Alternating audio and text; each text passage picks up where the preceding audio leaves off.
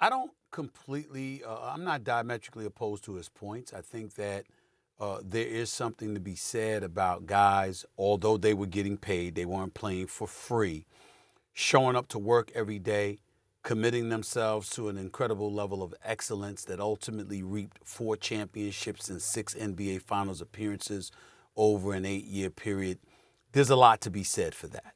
And when you show that level of professionalism, that level of commitment, when you've never cheated the fans, when you've given them all you've had for so long, there is something to be said about making sure what he pointed to, the level of dignity that you showed them, if indeed they're on their way out the door. But let's define what dignity is, Wendy, Legs. I'm paying Klay Thompson $43 million in 1 year.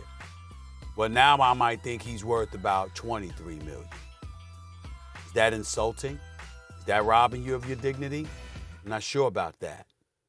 If, you Draymond Green, we 28-15 and fifth best record in the West, or if not the league, since you came back from your suspension. We know how valuable you are, but you were suspended twice. And there's a legitimate argument that we can make that, we're not in the playoffs because of you. And there's a championship on the record that we lost because of a suspension of yours. And so I'm looking at that and I'm thinking about the money that I paid you. And is it an attack against your dignity and integrity to ask you to do what you can to stay on the court so you can do what we pay you to do? There's nothing to talk about with Steph Curry. I mean, the epitome of perfection as far as I'm concerned. Only problem that I've ever had with Steph Curry in his entire career is that damn Good Times thing he just executive produced for animation, which is a story for another day. That's the only problem I have with that. I mean, I'm pretty pissed off about that one. But outside of that, his career is completely unblemished. When we talk about that, and here's the thing with Joe Lacob, I'm going to come to the defense of Joe Lacob here. That man spent some money now. That man spent some money over the years. You know that better than most, Wendy. You know that too, Legs. The man has come out of pocket. What's it going to take for us to maintain a level of competitiveness and be in the championship equation? You can blame a lot of things. What you can't blame is his wallet because he has come out of pocket, okay? And so when I look at it from that standpoint, Steve Kerr is right in terms of what he articulated. His belief as it pertains to what that means had better align with Joe Lacob. Because when you have an owner like that is coming out of pocket and has repeatedly done so, triggering luxury taxes and everything else, one of the top 2 highest payrolls in the league for years, and when he's doing that, he doesn't owe you anything. You kind of owe him. And that's what I'm saying. Again, Steve Kerr's words are right, on point. But what they mean to him, are we sure they mean the same thing to Joe Lacob? If I got to pick a side here, I'm going to roll with Joe Lacob on this one because his checkbook says he did his part. That's what I'm going to do. Completely agree. Look, sometimes we want guys to get sort of this career achievement award type contract at the end when it's not based on what you expect for future production. It's based on what you did for the organization. And I understand, like, sometimes that's going to play into it. You want to reward a guy that's been the epitome of everything you want a player to be in Klay Thompson. But at the same time, if you got Steph Curry sitting there looking like he's looking, it's incumbent upon you to try to stay competitive. Steve Kerr referenced the Bulls breakup at the end. Here's a big difference. In that situation, everybody must go. In this situation, you've got Steph Curry sitting there, and we all expect him to finish his career in Golden State, and that be the only uniform he ever wears. Guess what? He's still playing at a championship level as a star player. The team isn't good enough. The parts around him, some of the guys you were counting on and have counted on all these years, they're not playing up to their career norms anymore. So it's just not enough around Curry, but you still have Curry. And that is what's different about this situation. It's a unique one. A lot of times teams go on a run that's lasted this long when it comes to an end, it kind of comes to an end collectively for everyone. And you understand where then you're going to go as an organization.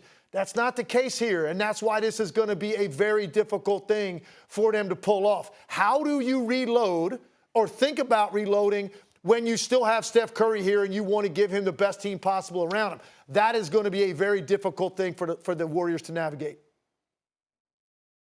You know, the Warriors were in Chicago this year, the night they honored those Bulls teams. They did it so Steve Kerr could be there. And he sat there. Steve Kerr was sitting out there at center court when Jerry Krause, who's passed away and, you know, was a huge piece in building those Bulls championship teams, was booed. His memory was booed because of the way that ended. The Warriors all saw that. They knew it already, but they all saw it see it happen. And it was really a sad moment. And Steve acknowledged how sad of a moment it is. And subsequently, since that happened, Steve Kerr signed a 2-year contract extension. I think that's important. He didn't sign a 5-year extension. He signed a 2-year extension because he can see where this is going. It matches what Steph Curry has left on his contract. And so I think there's absolutely a number where Klay Thompson can be respected and remain a Warrior. They're not going to offer him $5 million. They're going to make him a real offer. He's going to be respected. And they have a pathway to reduce their payroll down to get Joe Lacob in a better place and to keep this team together and to keep it going. How worried should the Knicks be about this Philly team? And Joel Embiid? Extremely worried. Look. But is Embiid healthy? Listen, well, we'll get to that. Okay. But come on, man. Let's not take it too far now. Okay, we saw Embiid the other night against Miami. Now all of a sudden, it's this stone-cold lock, foregone conclusion. Give me a break. Listen, I want to say, first of all, when Joel Embiid came back from this injury and he played those, 5-6 games before he kind of re-injured himself there at the end of the year, when I saw him then, I said they're going to the conference finals. If they can avoid Boston's bracket, which they did. That was where I was on the record of saying that. That's the biggest threat to the Boston Celtics in the East. Then I saw Joel Embiid against the Miami Heat. And I said, wait a second. Is this conditioning? Is it physical limitations, a combination of the both? Is it anxiety? What is going on? Because he is a shell of the guy that I just watched a couple of weeks ago. So having said that, clearly now there's a problem for the Sixers. And I actually flipped my pick. I picked the Sixers to win the series. If they were going to get the Knicks, I went on the air this morning and said I'm picking the Knicks in 7 games. 7 games, Stephen A. Even if Joel Embiid looks exactly how he looked against the Heat, I think this is a 7-game series because, number one, he still is going to have an impact, and you have another star. They got Tyrese Maxey, and anybody trying to deflect from Tyrese Maxey right now and say, oh, he's young. How can you put that kind of pressure on him? Stop. The guy is an all-star, 26 points a game, had 3 50-point games this year. Why can't we ask more of Tyrese Maxey, who will be the 3rd best offensive player in this series? So they've got another star player that the Knicks are going to have to deal with. And I think Maxey's going to show up in a big way. I have no doubt about Brunson. But I still think, regardless of how Embiid looked the other night, this is a formidable team, Stephen A. This isn't some offensive juggernaut in the New York Knicks. They're going to run roughshod over the Philadelphia 76ers all of a sudden, regardless of how Embiid looked. They should be very concerned because they still have Tyrese Maxey, and any way you shape it, this is going to be a long series decided by a handful of possessions in some of these fourth quarters. Ladies and gentlemen, you listen to a gentleman by the name of Tim Legler, 11-year career in the National Basketball Association, born in the District of Columbia, played college basketball in Philadelphia, Pennsylvania, and lived there for many, many years thereafter. He's highly sensitive to the locals, and he ain't gonna just give up on them like that. I understand where it's coming from. I see my man Wendy there waiting to chime in with his orange and blue on, because he knows what's going on right now. He feels the momentum. He knows what's coming down the pike. This is a different day, baby. Let me tell you something right now. 6 is going down. 6 is going down. Now, listen, I will openly confess to you that a significant part of the confidence that I exude has an awful lot to do with Joel Embiid not being healthy. The Joel Embiid that I saw the other night against Miami, the Joel Embiid I saw grabbing his knee before the game even began, who was virtually immobile throughout the game. Hit 2 big threes in the fourth quarter, ended up scoring 11 points in the fourth quarter, finishing with respectable numbers like 23 and 15. Joel Embiid is phenomenal, no doubt. And if he were 100%, I wouldn't be this confident. But he ain't. He's far from it. And when I think about the physicality of the New York Knicks, particularly defensively, when I think about the defensive wizardry of the great Tom Thibodeau, okay, who has proven something to me this year, I also love the fact that they've had the injuries, the Mitchell Robinsons of the world. Even Jalen Brunson missed a few games. Of course, OG Anunoby missed a few games. I think they were like 13 and 14 or 14 and 15, I don't remember, without OG Anunoby, but 20 and 3 with him in the lineup. Wendy, I'm looking at it.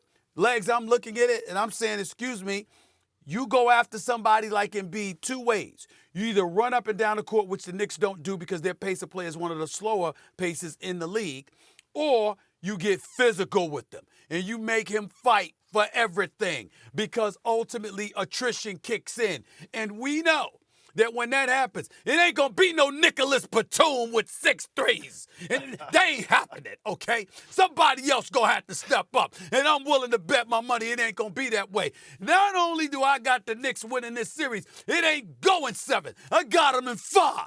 I got them in 5, Tim. Like the 5 games. My That's goodness. Right. That's what I said. I got them in 5. You took it too far. Let me tell you something else. Let me tell you something right now. You're talking about the Philadelphia 76ers winning 8 straight.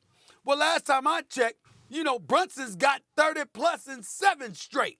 And 9 of the last 10, okay? Averaging over 30. Not to mention assisting in getting people in foul trouble. Don't diminish the value of him being able to pull that off. The Villanova boys with him and DiVincenzo, with Josh Hart rebounding and scoring as well. I'm just looking at it, and I'm saying, you know something?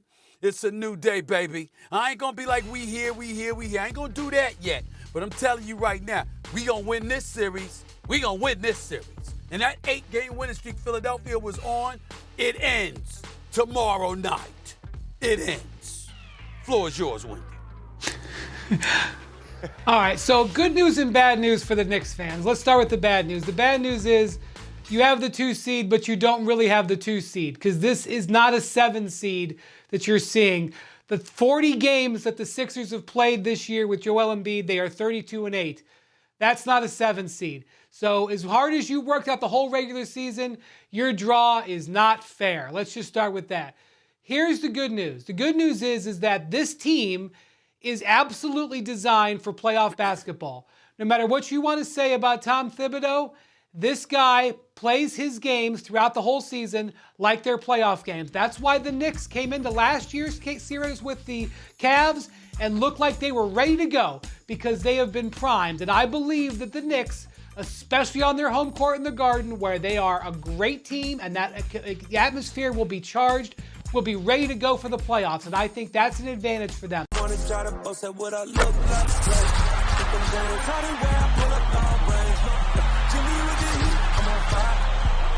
NBA,